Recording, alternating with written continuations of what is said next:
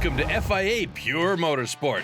On this week's episode, we crown the first European champions of the karting season. We introduce you to the dominant driver of the Formula Regional season. And look closely at how he did on the Ardennes roller coaster in Spa. And of course, much, much more from the FIA world of motorsport.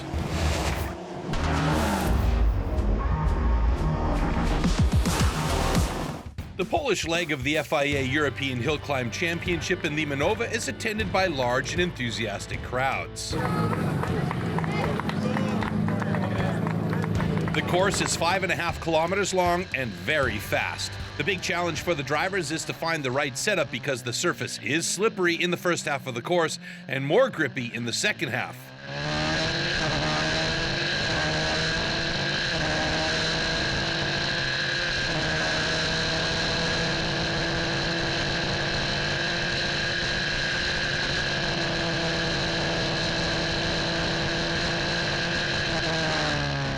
In Category 1, the long-awaited confrontation between the Swiss Ronnie Bracci and the pack of other supercharged Mitsubishi Lancers that usually dominate in Poland unfortunately does not take place.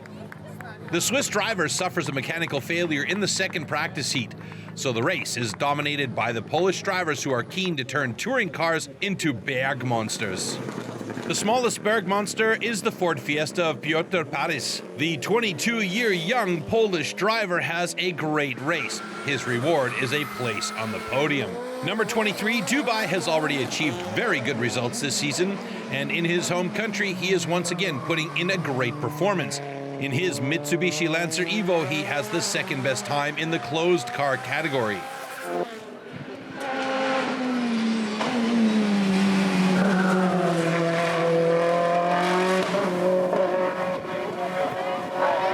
But he too has no chance in Limanova. His compatriot Daniel Stawiarski in his Mitsubishi Lancer Evo 4 drives a great race. In the end, he wins by almost 7 seconds ahead of Dubai.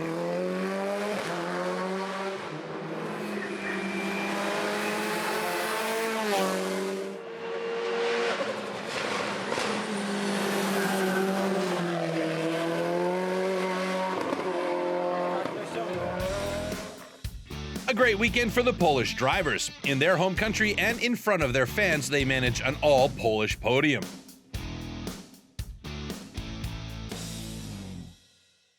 In Category 2, the duel between Christian Merli and Simone Fagioli will also take center stage in Poland, but Peter Trinka has established himself at the top this season.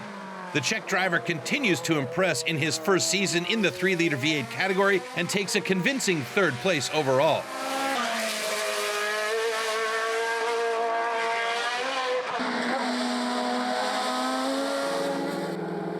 Simone Fagioli has problems finding the right setup. The Italian is disappointed that his times this year are less convincing than those he achieved in 2019, but even a Fagioli without the right setup is good enough for second place.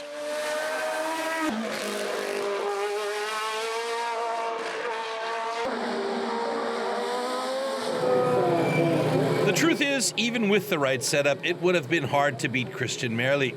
In the first race, he's able to put himself in an excellent position and set a new track record with a lead of 2.6 seconds over Fagioli.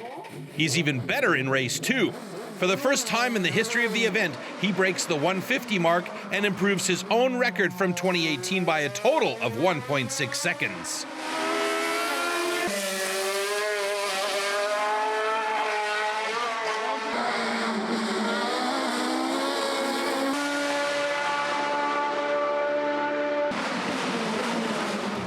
So Christian Merli with an important win, Simone Fagioli finishes second, and Peter Trinka with another third-place finish.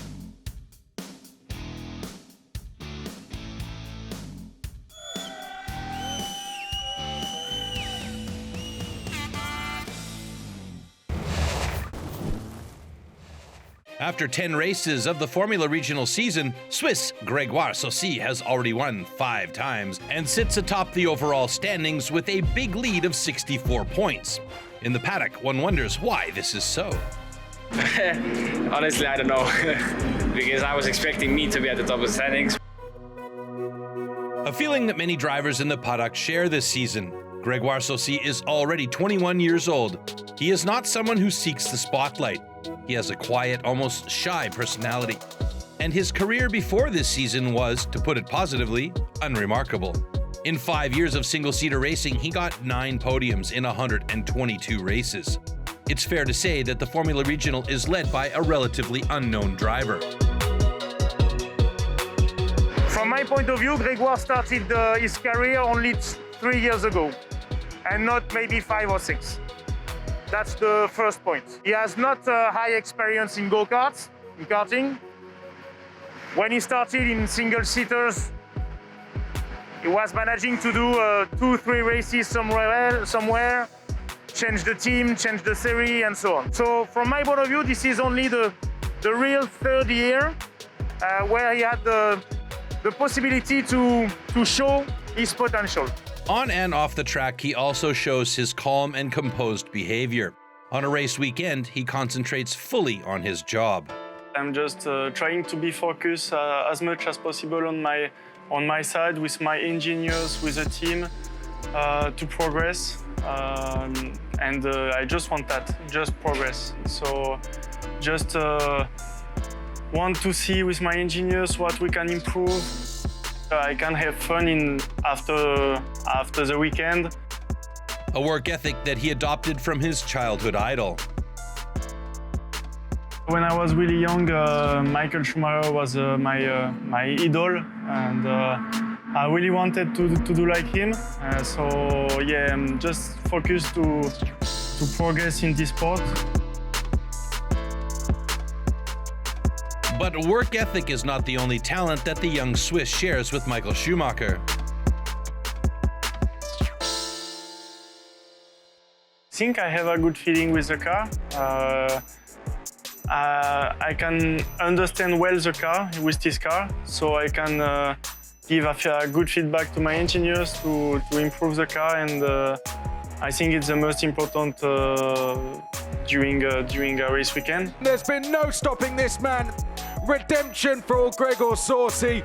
One thing is for sure, after this season, the name Gregoire Saucy will no longer be unknown in the motorsport world. If he is leading the championship, it's because he deserves it. He works well, he has the potential, and even if some people are thinking that it's quite strange, he's at his position and he deserves it.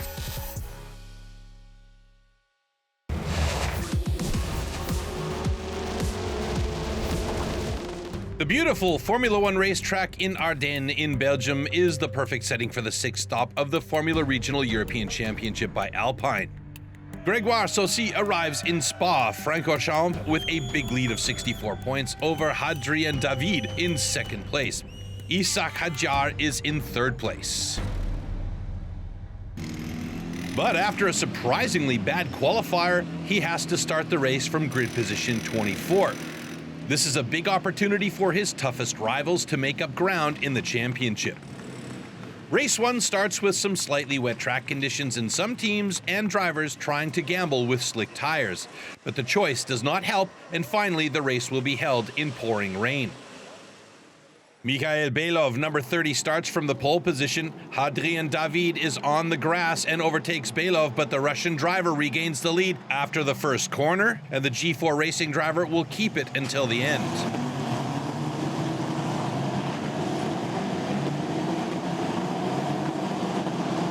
After 5 minutes, Gregoire Saucy has already moved up 14 positions from 24th to 10th, while David Vidalis spins and damages the rear wing. Cas Havercourt spins out also, but luckily avoids hitting Vidalis.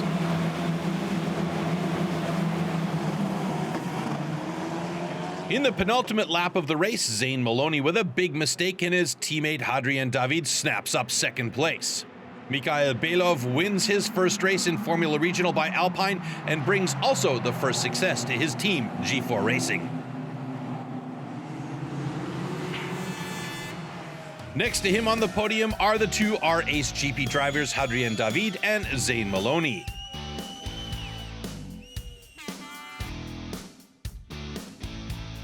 The next day, the weather in Belgium shows its good side. Gregoire Saucy, who in the first race recovered 16 positions from 24th to 8th, is back in pole position. Next to him, his teammate Gabriel Mini.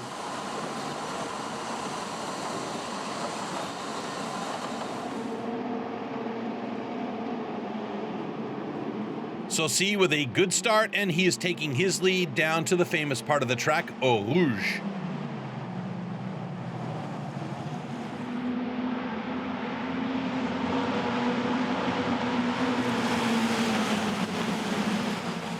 On the Kemmel Straight, Mini attacks Saucy, and the 16-year-old takes the lead. He is the only top 10 driver who's never raced in Spa.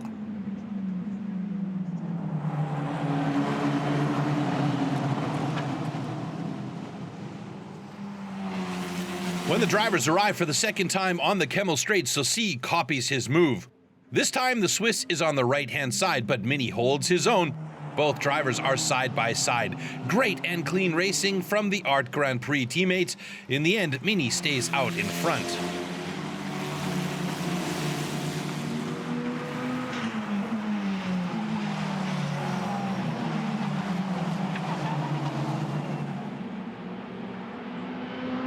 When they pass Eau Rouge for the third time, Saucy attacks again, and he finally manages to overtake Mini.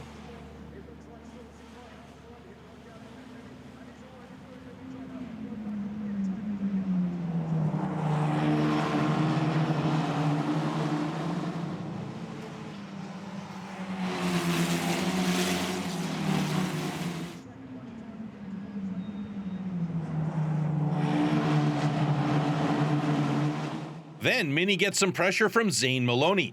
Mini tries to protect his position, but with his move, he gives Hadrien David the chance to pass him as well. And the French driver goes around the outside to take the third position. It's an amazing show of battles and overtakes.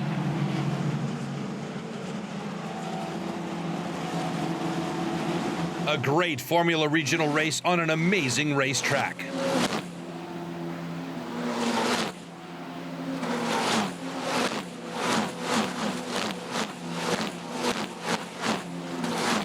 And the battle for points is also fierce. Isaac Hajar attacks Dexter Patterson in the black monolight racing car. The 16-year-old stays aggressive and finally overtakes the Brit.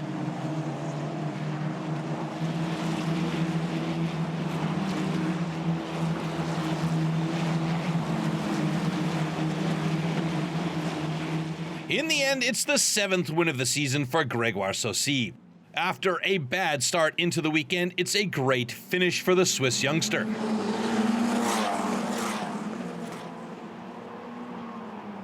Zane Maloney finishes in second, his 5th podium of the season.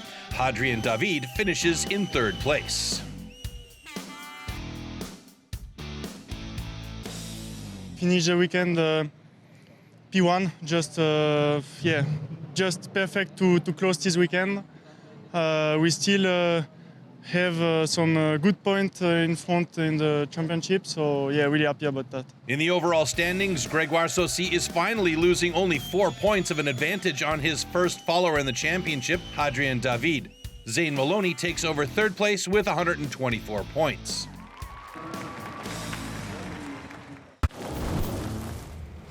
The 5th round of the FIA World Cup for Cross-Country Bajas and the opening event in the newly created FIA European Cup for Cross-Country Bajas was a close-fought run to the finish line.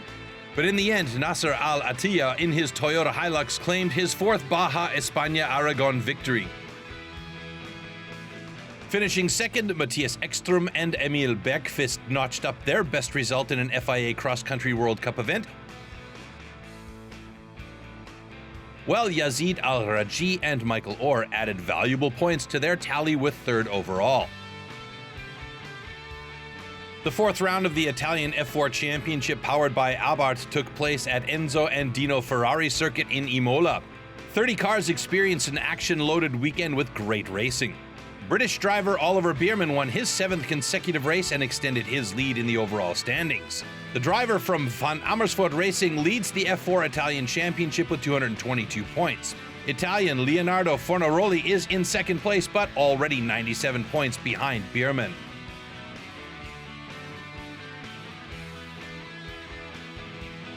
Also, the 4th round of the Formula 4 Spanish Championship took place at Motorland in Aragon. Delano Van 't Hoff, the championship leader and Campos Racing driver, took the top step of the podium in the first race. With his lights to flag win, he extended his already big lead in the overall standings ahead of Sebastian Ogier in second place to 113 points. It was the fifth win of the season for the 17-year-old Dutch driver. Spanish driver Pepe Marti had a great weekend with wins in races 2 and 3. He moved up to fourth place in the overall standings with 103 points.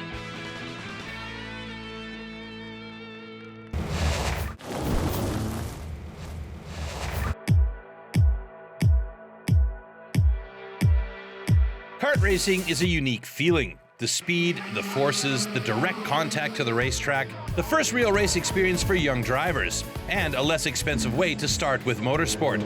A kart like what's used in the FIA category OK Junior costs around 5,000 euros. Between 2,000 and 2,500 euros for the engine, and more or less the same amount for the rest of the bodywork. FIA CIK Executive Secretary Kay Oberheid took his time to explain the important individual parts of a race kart. The engine, which is a big part, is of aluminium, and then we have the chassis frame itself, which is steel, and depending on the manufacturer, they are using different kind of steel depending on their philosophy and the design of the chassis. The non-gearbox kart weighs about 75 kilograms plus the weight of the driver, so the acceleration can be compared to a small motorbike, and like smaller bikes, it has a two-stroke engine. The engine, in this case, we have a OK Junior engine. This is a FIA or CIK homologated engine. This has 125 cc, and the Junior has round about 35-38 horsepower. Then we have here also a homologated carburetor, which is a butterfly carburetor, not the normal people know float chamber carburetor, because a butterfly carburetor, in this case, you can adjust the jet. This means the flow of the fuel. Then we have here, this part is the exhaust. The exhaust is also homologated product, which means that it's unit for everybody, and the same is also for the intake silencer. The speed of such a kart is depending on a sprocket, what you are using. This means if you have a sprocket with a lot of T's, then you have a lot of power at the beginning, so when you come out and accelerate. And if you have a smaller sprocket, then you have a good high speed. So you have to adjust this depending on the track. The driver sits in the middle of the kart just 25 millimeters from the ground, the lowest position in motorsport, and the steering is very direct. Normally you need only this and this area, not more, because of the speed of the kart. There's only very, very little, because you have even very short distance between the front tires and the rear tires. So it's a very direct drive. And there is no roll cage like in the single-seater classes. And in kart, the problem is that the chassis itself, the frame, is a kind of suspension. So this means it must be flexible. And if you would fix something rigid, the kart is no more a kart. At the beginning, when karting was founded by Art Ingalls in US, and there was never damper or springs, so they were using only the frame as a suspension. And this is the meaning of a kart. So if you would change this, it's no more a kart, it would be a car. And that would take away everything we love about kart racing.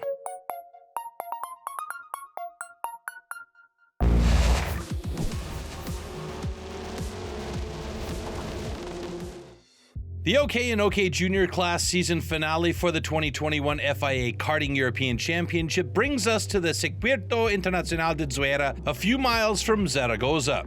Freddie Slater and Kimi Antonelli are on the verge of sealing their European crowns they've been fighting for since the season started in May.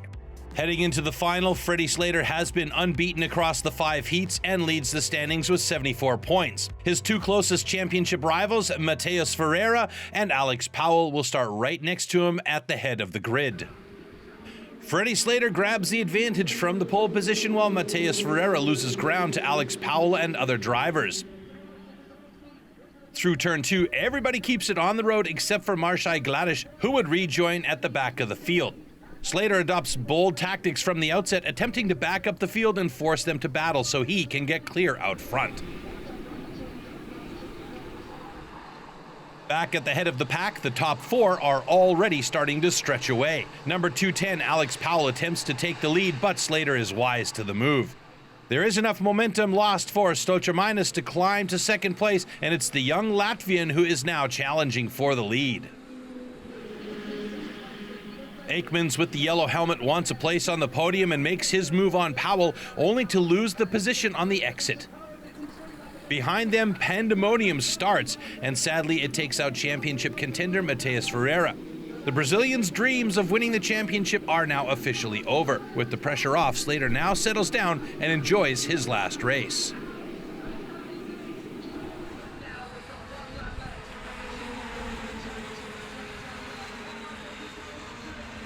Heading into the last lap, Aikmans leads ahead of Powell and Slater, but as Powell goes for Aikmans, the pair drifts wide enough that Slater makes the ultimate slingshot maneuver and grabs the lead with a few corners to spare. Stolcherminus senses an opening too and is up to third on the outside. He tries to follow Slater but bangs wheels with Powell, not once but twice. Game over. It is agony for Powell and Stolcherminus, who have both driven their best races to date. It's even more costly for Powell as the points lost drop him out of the top 3 in the Drivers' Championship.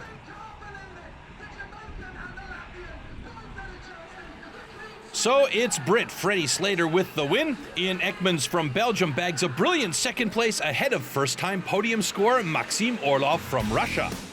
After winning the world title last year in Portugal, now Slater is the new European champion.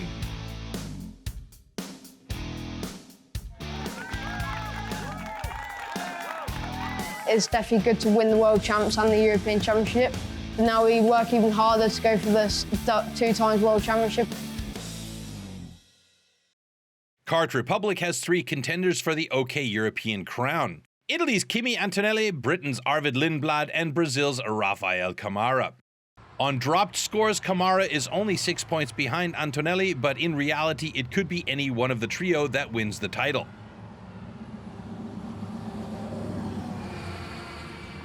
Antonelli leads Lindblad into turn 1 while chaos reigns behind them.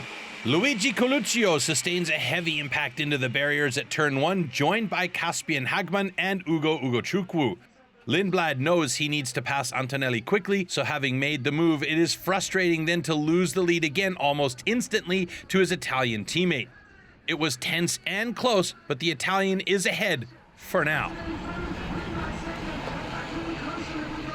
Lindblad is under pressure from Tapponen while Morgato is eager to overtake Moya, but the Spanish talent really wants to end his year well on home soil.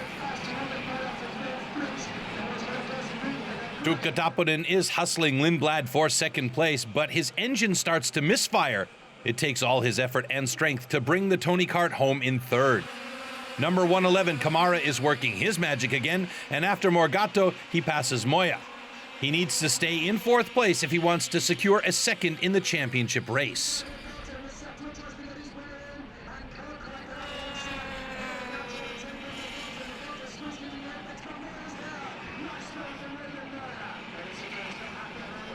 Kimi Antonelli ends 2021 a dominant champion. Aside from Henk, he has been the class of the field in every single final this year to clinch an even more convincing European title than he had achieved in 2020, and to become the first OK driver ever to win consecutive European crowns.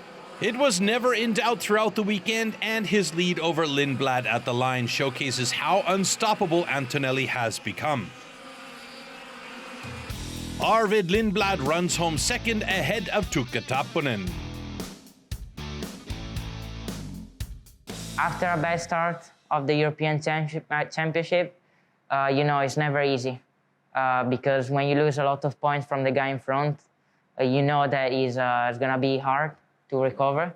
But yeah, I'm glad that we did it again.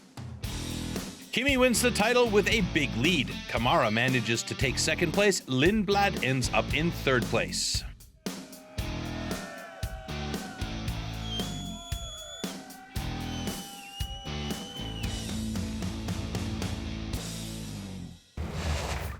That's it for today. On the next episode of FIA Pure Motorsport, we'll celebrate the next European champions in karting, have great race action not only from the European Rally Trophy, but also from the fourth stop of the spectacular FIA European Autocross Championship. Till next time, take care everybody and ciao.